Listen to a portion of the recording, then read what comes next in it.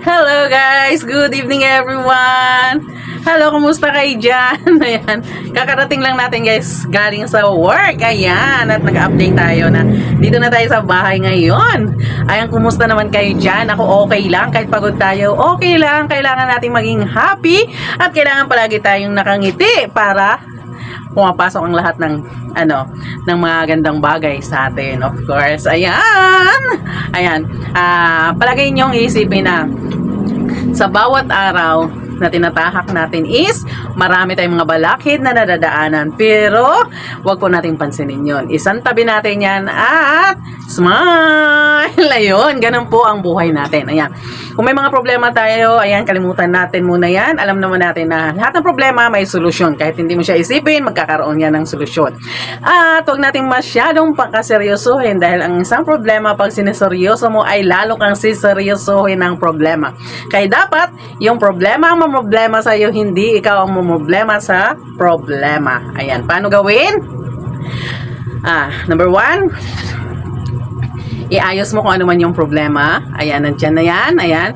So, lahat po ng problema is nagagawan po natin ng solusyon yan. Wala pong problema na hindi nagagawa ng solusyon. At kung nahirapan ka at hindi mo nakayanan ang solusyon na ginawa mo, ayan, lapit ka na kay Lord para tulungan ka ni Lord, of course. Ayan, palagi tayong palagi nyo guys pakakatandaan na hindi lang po tayo nag-iisa. Ayan, nandiyan po palagi si Lord, nandiyan palagi at nakaagapay sa atin, kaya tawag lang po ang kailangan para po tulungan tayo. Ayan, huwag po natin suluhin yung mga problema natin, ikwento po natin kay Lord para malaman ni Lord na may problema ka. Ayan. Of course, alam naman ni Lord yon na may mga problema tayo, pero iba pa talaga yung nakikipag-usap ka sa Kanya. Ayan. Usapang masinsinan. Ayan. Ipagdasal mo ng masinsinan yung mga problema mo para tulungan ka. At higit sa lahat, hindi lang po tulong, no? Gawan mo po rin ng paraan. So, yung mga paraan na yan, may line yan na ibibigay si Lord kung paano mo gawin. Kaya, relax lang, no? Ayan, dasal lang guys, ayan. Para maging maliwanag ang isipan natin.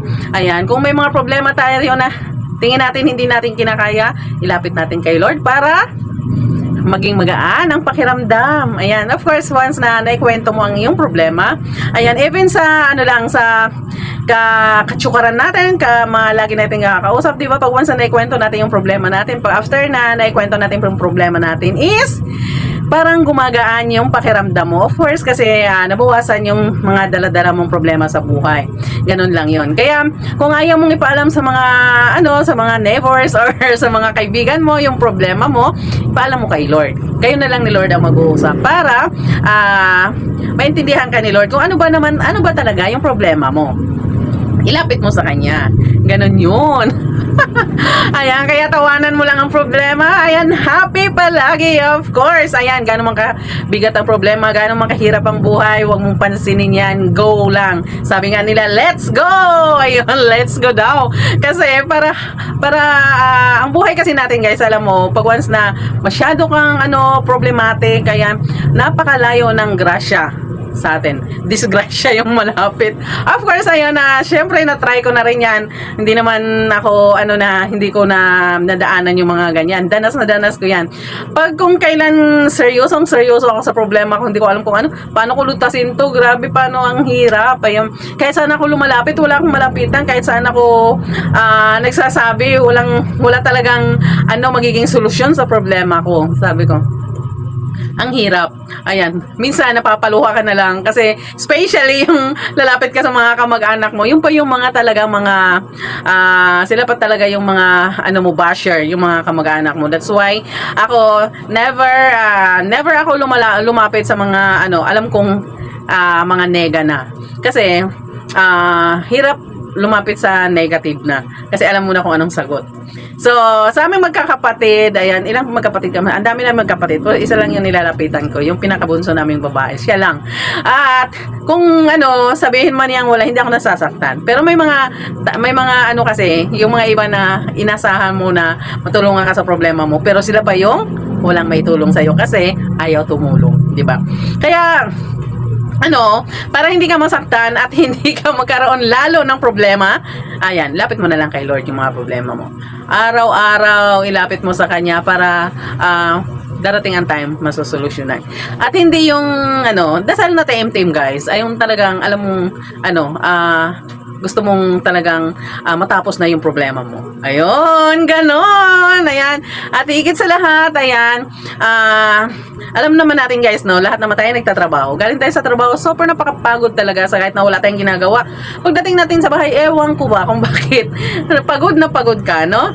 Ayan, pero ako ginagawa ko guys, pagdating ko dito sa bahay, ayan, gumagawa na lang ako ng mga video, ayan, para maging masaya, no? Kasi ayoko kasing yung galing ako ng trabaho. Syempre pagod ka, no? Ayoko nung pagdating mo dito problema agad yung nasasalubong mo. Of course, mabilis tao lang tayo, 'di ba? Mabilis uminit yung ulo natin gawa ng especially talaga pag galing ka sa trabaho, sobrang feeling mo talaga as in pagod na pagod ka, mga paa mo ang sasakit.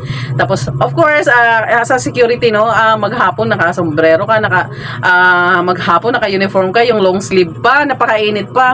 'Di ba? Yung parang kung iisipin mo, parang bang kulong na kulong ka, parang hindi ka makakakilos. Tapos nung dumating ka sa bahay is problema pa rin ang dadatnan mo. That's why sometimes talaga pag tayo, kasi tao nga lang tayo, iinit talaga agad yung ulo natin. Kaya para sa akin gusto ko dito na lang ako sa social media. Kasi sa social media, of course, ayan, katulad ngayon, di ba, nakakausap po kayo ng ganun, ayun, wala akong nagiging problema, nakakangiti ako, at nailalahad ko rin yung mga bagay-bagay na dapat kong sabihin, ayan, wala naman talaga akong tinatago dito sa social media, simula pa, ayan, kahit nung nagsimula ako dito sa social media, lahat naman ng buhay ko na iladlad ko na dito, ayan. Kaya walang sikreto, ayan, walang sikreto talaga dito.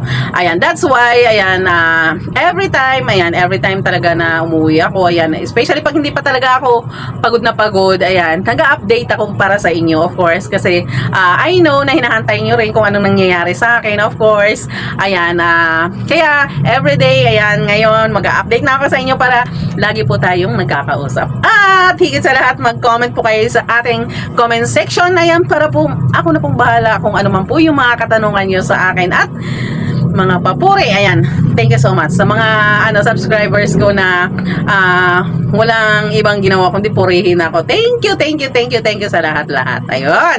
At higit sa lahat, ayan, maraming salamat sa inyo. Ayan, sa parating pagsubaybay sa aking mga social media, especially in my YouTube channel and also for my Facebook. Ayan, thank you so much. Ayan.